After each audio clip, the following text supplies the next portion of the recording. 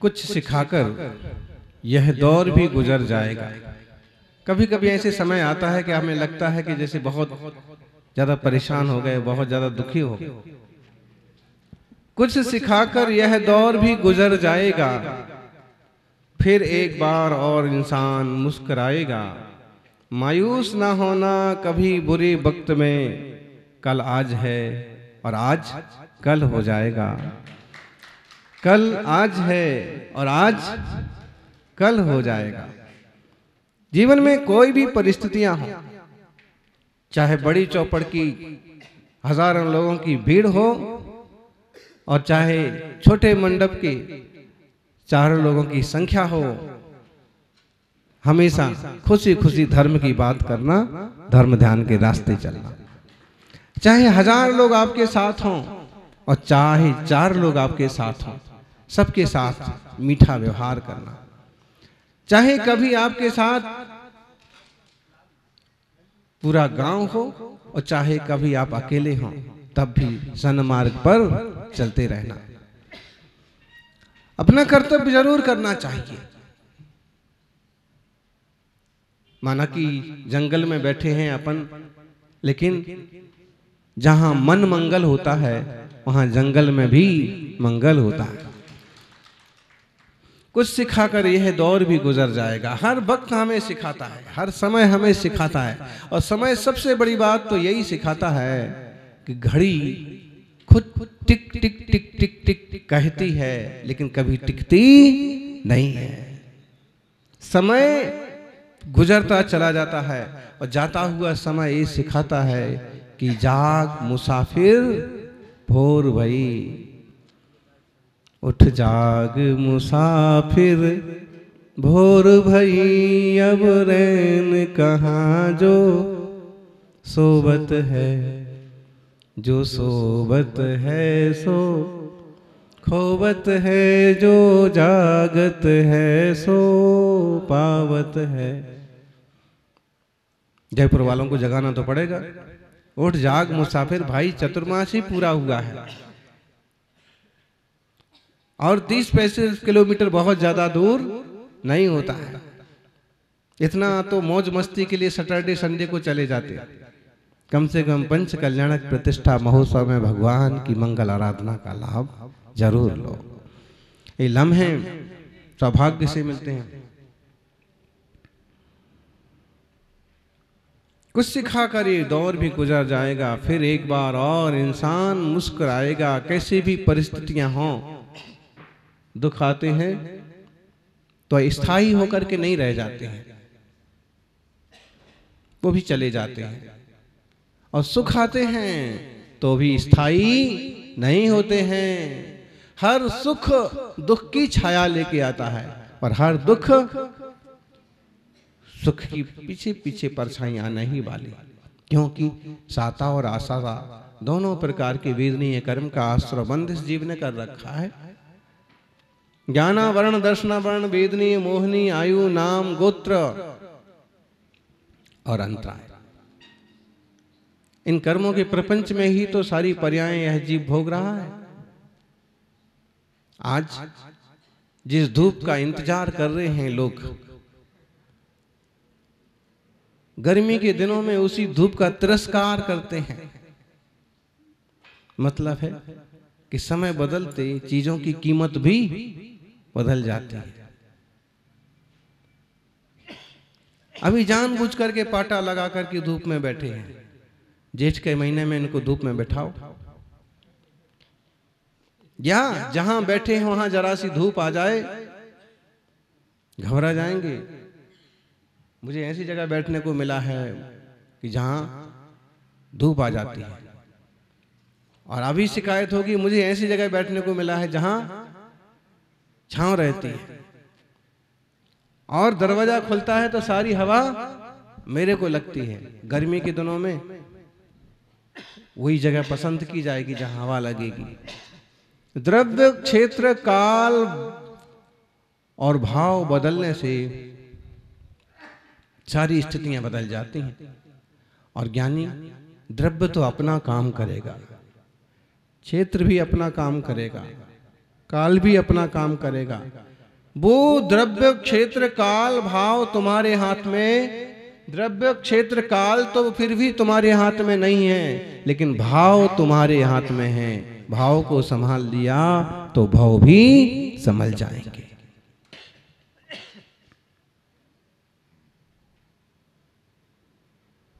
कभी भी देखिए, चाहे संघ का क्षेत्र हो चाहे समाज का क्षेत्र हो, जो लोग रास्ते पर डटे रहते हैं कभी ना कभी फ्रंट लाइन पर आ ही जाते हैं, नेतृत्व करने के योग्य बन ही जाते हैं।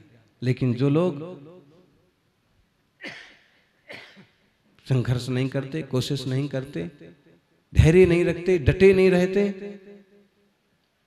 एक दिन में कोई फेमस नहीं हो जाता है, एक दिन में कोई मुकाम हासिल नहीं कर लेता है। आपको कितने बार लोग परखते हैं, कितने बार देखते हैं, कितने बार कूटते हैं, तो फिर जाकर के भरोसा विश्वास बैठता है, फिर आप निखरते हैं, फिर आप प्रसिद्ध होते हैं, फेमस होते हैं, मान्य होते हैं। एक दिन में कोई स्थापित नहीं हो जाता है, पीढ़ियां स्थापित होने में वर्षों लग जाते हैं। और जिनकी पीढ़ियां हो गई वो बड़े सम्मान से लिखते हैं, 7 पीढ़ी से 5 पीढ़ी से, हमारी पीढ़ी तो 50 साल पुरानी है। यानी तुम्हारी पीढ़ी 50 साल पुरानी होगी, हमारी पीढ़ी तो 2550 साल पुरानी। देखो, जब 50 साल पुरानी पीढ़ी का भी, दुकान का भी लोग इतना भरोसा करते हैं कि भाई माल लाना तो वहीं से लाना, फिर महावीर स्वामी के शासन से अगर हिसाब लगाएं तो 2550 साल उनके निर्माण को होने आए। ये कितनी पुरानी पीढ़ी हो गई।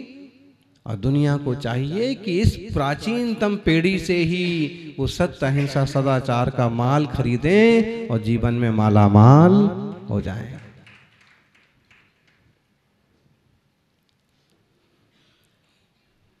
कुछ देवताओं ने रावण को बिचने करने की कोशिश की, लेकिन फिर भी डटा रहा।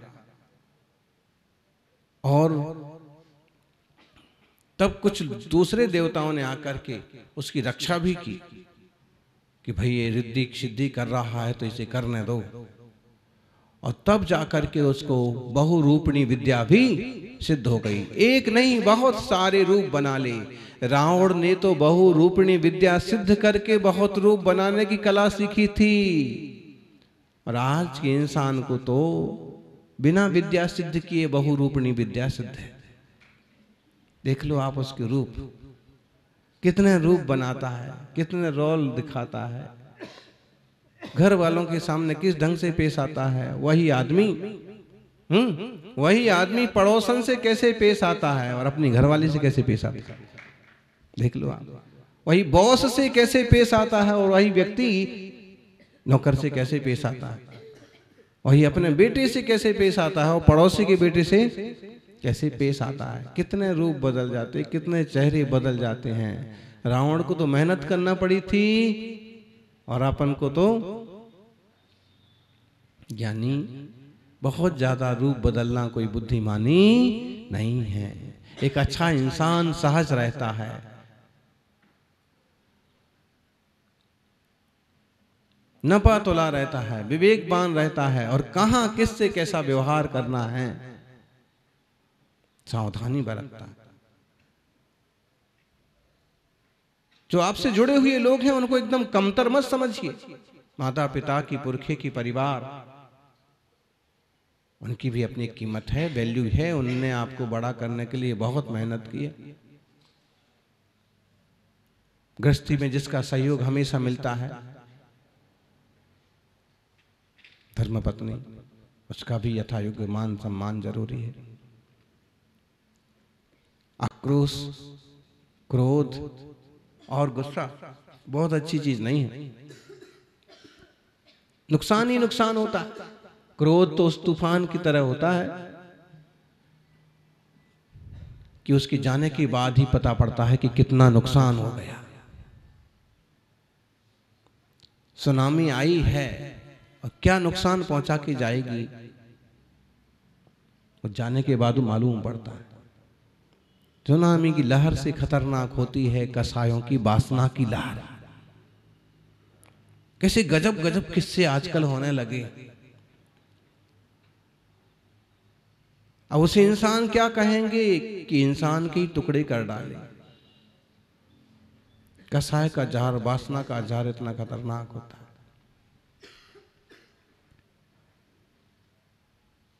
अपने स्वरूप को भूल जाता है जीव, यानी रूप संभले तो संभालो, न संभले तो स्वरूप जरूर संभालो।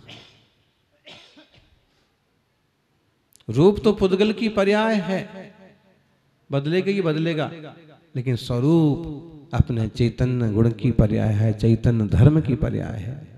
स्वरूप को संभालिए। रावण ने बहुरूपिणी विद्या सिद्ध की, इतना पुरुषार्थ किया कि उसकी मानसिक एकाग्रता का वर्णन करते हुए पद्म पुराण में लिखा। आचार्य देव कहते हैं जितना पुरुषार्थ रावण ने बहुरूपिणी विद्या को पाने के लिए किया, अगर उतना पुरुषार्थ वह मुनि बन के करता तो वह उसी भाव से मोक्ष चला जाता। मतलब गृहस्थी के जंजाल के लिए इंसान इतना उलझा हुआ है, इतनी सारी परेशानियां सहन करता है, फिर भी डटा रहता है। और अगर साधना के क्षेत्र में आकर के वह उतना कुछ सहन करने लग जाए तो उसका कल्याण क्यों नहीं होगा। यहां कौन साधु के लिए कौन क्या कहता है, कितने उपसर्ग होते हैं, कितने परिचय होते हैं। हिसाब लगाया जाए ना तो उपसर्ग परिचय तो बहुत होते हैं, लेकिन गृहस्थी के जंजाल से कम ही होते हैं। जो गृहस्थी चंचल है और उसका कोई मोक्ष मार्ग का लक्ष्य नहीं है, इसलिए आश्रव बंदी करता है।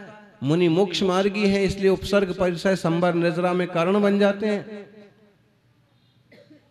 मुनि राजों का कर्तव्य है कि वो निरंतर आत्मोन्मुख रहें, संबर निजरा के मार्ग पर बढ़ते रहें। और श्रावक क्या करें? श्रावक भी जीवन में सहजता और शांति को सम्मान दें। हर वक्त हर दौर गुजर जाता है कुछ सिखा करके। अपन ऐसा कुछ सीख लें जो भव पार जाने के काम आता है। तरह तरह की विद्याएं होती हैं लोक में। एक विद्या होती है जल तरणी, जल में तैर लेते हैं लोग। पानी में तैरना किस किस को आता है? पानी में कौन कौन तैर सकता है?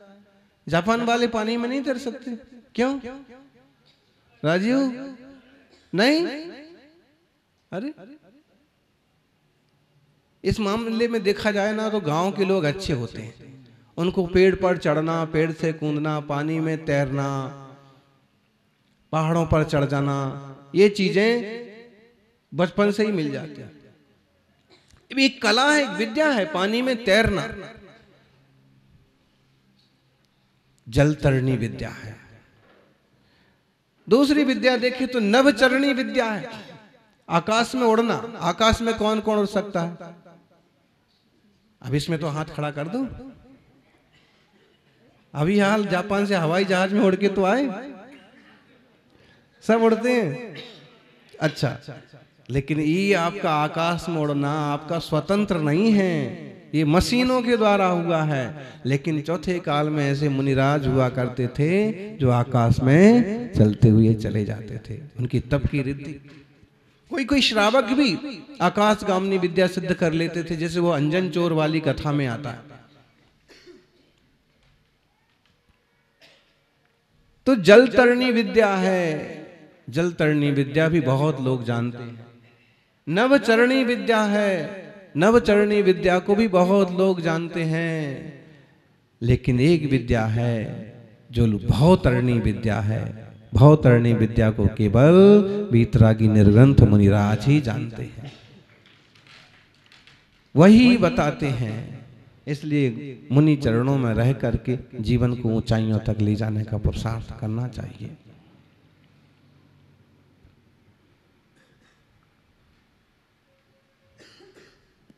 वासनाओं के, विकारों के गुलाम मत बनिए। किसी चीज से इतना मत चिपक जाइए कि छोड़ना ही मुश्किल हो जाए।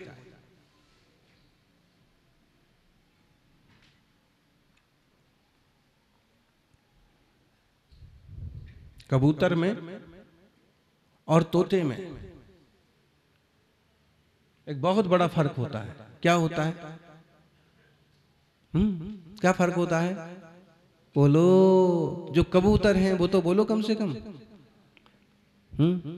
संसारी जन कबूतर की तरह ही होते हैं, बहुत सारे।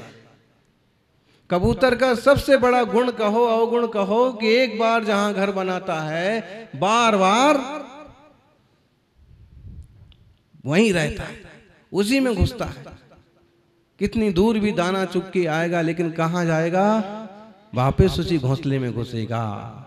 और आग अगर उसके लिए आपने वो अलग अलग ब्लॉक बना दिए हैं, 2-3-4 घर बने हुए हैं, तो उसमें भी पहचान करके अपने वाले घर में ही घुसेगा। और तोता, हंस,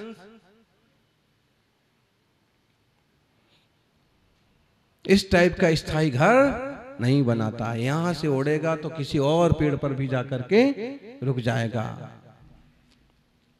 देखना, जिस पिंजरे में तोता रह रहा है, अब कबूतर को रख लो पिंजरे में और तोते को रख लो, कबूतर तो फिर भी लौट करके पिंजरे में आ जाएगा, उड़ने के बाद भी वापस पिंजरे में आ जाएगा, घोंसले में आ जाएगा। लेकिन तोता एक बार घोंसले से उड़ता है तो वापस पिंजरे से निकला हुआ तोता वापस आए कोई जरूरी नहीं है। एक बार तोता बनिए कबूतर। मुनिराज का जीवन तोते की तरह होता है। छोड़ दिया तो छोड़ दिया, वापस उसी में बार बार घुसने का कोई मतलब नहीं। और गृहस्थों का जीवन कैसा होता है? बोलो, कौन बोले? बोले अपने को कबूतर कैसे बोले? कबूतर मत बोलो, लेकिन वृत्तियां लगभग वैसे होती हैं। आत्मार्थी सज्जनों, संसार से पार जाने का पुरुषार्थ जरूर करें। और ना हमें कबूतर बनना है, ना हमें तोता बनना है, और ना हंस बनना है। हमें तो परम हंस बनना है, परम मुनि दशा को पाकर के परम सिद्ध स्वभाव को पाना है।